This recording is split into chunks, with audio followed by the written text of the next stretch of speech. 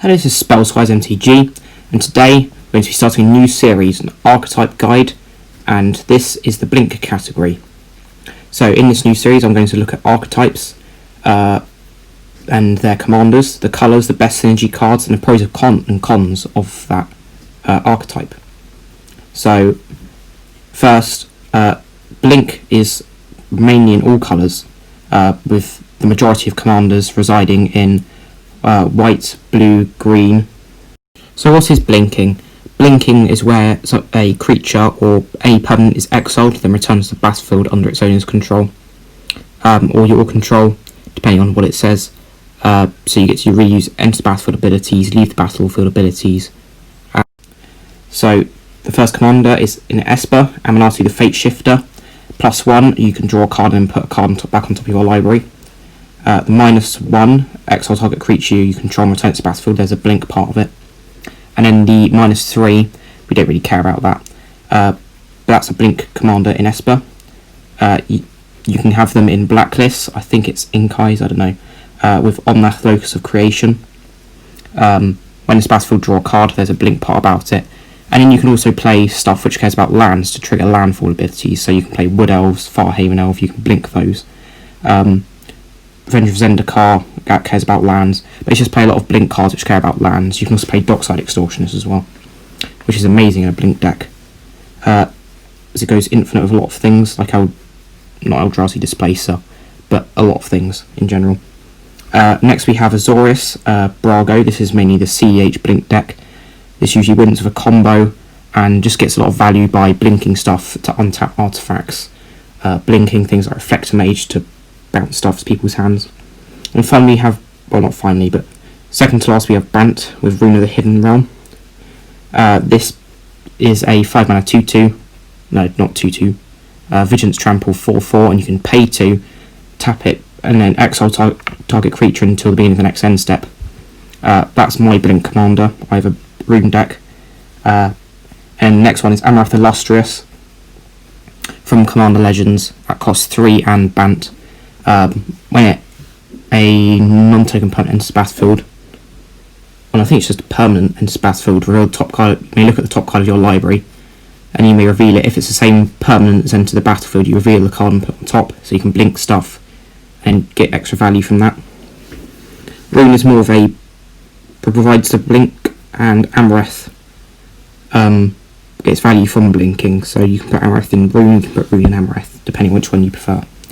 Next up you have Selesnya with Emil the Blessed. This is Unicorn. Emil is 2 white. It's a Selesnya Unicorn. You can pay 3 and exile target creature and return to battlefield under your control. Whenever a creature enters battlefield under your control, you can pay Selesnya, so white or green, and you can put a +++ counter in it, and think it's 2 if it's a unicorn. So those were all of the blink commanders. I personally think Roon's the best one, that's one I built, but I'll just choose which one you think is the best out of them. So the best cards to blink. So first of all we have black. We have Grey Merchant of Asphodel, that drains your opponents equal to your devotion to black, and then you gain that much life, so the more opponents you have, the more life you're going to gain. Overseer of the Damned, when it enters battlefield you destroy target creature, and when a creature opponent controls dies, you make a tap 2/2 zombie, very good there. Massacre Worm, you can blink it, board wipe. Massacre Girl, board wipes everything, so it's not quite as good. And then Ravenous Chupacabra, simple 4-mana 2/2, when it enters battlefield destroy target creature an opponent controls, so you can just blink that, destroy stuff. Many love destroying stuff in black. Not the best colour for blinking there, definitely. Next we have red, Dockside, when it's battlefield, create number of treasure tokens equal number of artifacts and enchantments your opponents control. Begarden Hellkite, when it enters battlefield, it deals 5 damage to any target, number of targets divided among them. So you can deal 3 to one and then 2 to another. You can blink that and get more damage. And Combustible Gearhulk draws you 3 cards, unless an opponent says you can mill 3. They take damage equal to the number of cards milled that way. Oh yeah, I forgot to mention, a 5-colour commander could be Golos, Tiger, Tireless Pilgrim. Not best, but you can still run that. Red, also not one of the best blink colours. You'd only really run it in the Omnath or the Golos deck, so it doesn't really matter. So next up we have green. So green is probably the best or the second best with white for blinking. It doesn't have any cards which blink, but it's got a lot of brilliant blink targets. So it's got Wood Elves, Farhaven Elf, Reclamation Sage for targeted removal, Terrastodon, Enrace 4 rounds to finish off the game, Eternal Witness to get stuff back from your graveyard, Guardian Project to draw you cards from creatures entering. You mainly want to be blinking creatures if you've got green. If you've got white blue, you'll be blinking mana rocks and just everything basically. They don't really care what they're blinking. So blue, we've got Muldrifter that draws you cards, Perplexing Chimera. This is amazing in Roon because it says whenever an opponent casts a spell, you can exchange Perplexing Chimera for the spell. So once you've got the Perplexing Chimera, you can blink the Perplexing Chimera and put it back on your side of the table. We've also got Agent of Treachery. When it enters battlefield, gain control of target permanent and opponent controls. So you can just gain control of loads and loads of stuff with Agent of Treachery. And you've got Archetype. When it enters, you return a instant or sorcery from your graveyard to your hand. So you can just loop, like with the Eternal Witness, you can just loop around counter spells and just stop your opponents from doing anything. A lot of ways you win with a blink deck is often by locking down the game. So that's pretty good there. Next we have white, we have Sun Titan, 6 mana, 6/6. Vigilance. When it enters battlefield or attacks, you return target permanent with CMC 3 or less from your graveyard to battlefield. Very good there. Karmic Guide. When it's battlefield, you return a creature from your graveyard to the battlefield. Amazing there. Skyclave Apparition. Enters the battlefield. Yeah, I'm getting a bit fed up of saying into the battlefield, to be honest. You exile target permanent and opponent controls with CMC 4 or less, and when it leaves, they make an XX illusion where it says that card's CMC. Also very good there. Felidar Guardian enters, exile target non-land permanent to the battlefield. So you can blink that and then blink something else. So if you've got a Guardian Project, you can basically just draw more cards. And then Flicker Wisp, basically just the same thing, but it turns up on the end step and it's cheaper. So take your fancy on Flicker Wisp in Roon, because you can control the board with a Flicker Wisp more. But Felidar Guardian is just as good. Next we have Colourless, Duplicant, that exiles target creature when it enters and prints it. Conjurer's Closet, being able to end step, exile target creature you control and turn its battlefield, so you can, let's say you've got a Cloud Blazer, when that enters the battlefield you draw 2 cards and gain 2 life. End step, draw 2 cards, gain 2 life, over and over again. Every single turn, it's very good. Panharmonicon, possibly the best blink card, it basically doubles up your creature's end battlefield abilities. So instead of drawing 2 cards with the Cloud Blazer, you draw 4 and you gain 4 life. Amazing there. And Solemn Simulacrum, when it enters, you get 2 lands with Panharmonicon, or you just get 1 by itself. Also a very good ramp card in a blink deck. Next we have multicoloured cards. We have Soul Herder. Basically just a Conjurer's Closet, but whenever a permanent creature becomes exiled, you put a counter on it. Good there as well. Cloud Blazer, like I talked to before. Reflector Mage, when it enters battlefield, return target creature and opponent controls to its owner's hand, and they can't cast it that turn. You can use that to lock down the game as well. Bounce all their good threats just over and over again, and they can't really build up a board state. Yorion Sky Nomad, basically you can just blink as many stuff until the next end step. Very good there. And Coiling Oracle, when into battlefield, you have a top card, and if it's a land, you put it on the battlefield, otherwise you draw it. Also very good there. So next up we have an additional synergy section. Copy cards are brilliant in blink decks, which mainly concern creatures. So things like Clever Impersonator, just a lot of things work really well with blink decks, because you can make additional copies of ETB creatures, and then you can blink them, copy something else. So let's say you have a Splindering Druid early game, it's a ramp card. You can copy that with the Clever Impersonator, and then because the Splindering Druid isn't very helpful, you could play a Thragtusk and you could blink it with, let's say, Roon or something.